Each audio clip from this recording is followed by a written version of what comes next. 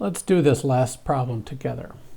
And suppose that initially Joe's barbershop is breaking even, offering haircuts in a competitive market in Portland, Oregon. In an effort to make Portland, quote, the city that looks good, and quote, the city council eliminates business licensure fees for barbershops, hair salons, and other human grooming services. So grooming services are not affected. Analyze the short and long run effects of this event for Joe's barbershop in the Portland barbershop industry using the side-by-side competitive firm and market framework studied in this module. I've got the template loaded up. Let's go ahead and do the graphical analysis, and then we'll come back and think about these essay questions. I haven't left myself room to write anything, but I'll talk you through it anyway. All right, I like to do my short run analysis in blue. This is a business licensure fees are going away. So this is a cost event. So it's going to initiate, it's going to start in the firm framework.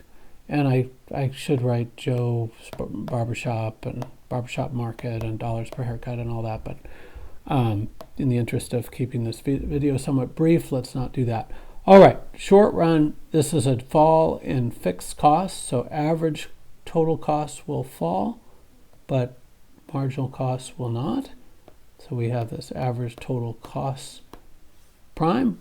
Market price doesn't change because since firm marginal costs doesn't change, the market supply curve is just derived from the firm marginal cost curve, so that doesn't change.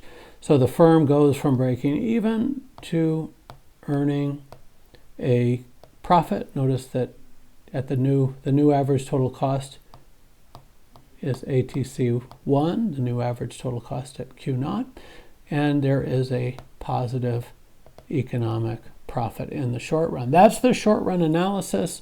No change in market situation, price or quantity, supply, demand, just firm average total cost fall. Well, what's going to happen in the long run?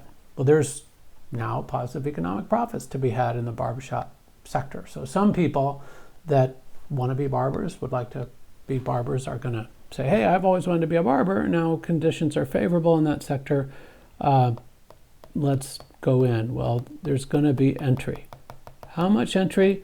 Well, entry to the point where all barbershops are making their new break-even quantity at the new break-even price. So price is going to be pushed toward P1 through entry. We would draw that carefully, S prime, draw a little arrow saying long run entry to make sure anybody looking at this understands our graphical analysis. Market quantity goes to big Q1, and there we have it. So that's the graph. And you know, some people really nailed this, others were really way off. I guess we were all over the mark. I guess the most common error was to show a short run shift in the supply curve. And that wouldn't happen because firm marginal costs don't change. Not in the short run, not in the long run.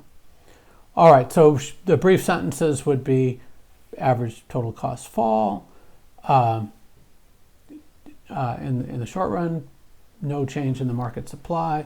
Long run, would there be entry because of the profits in the short run, and that entry would push the price down to the new long run equilibrium price, the new break-even price.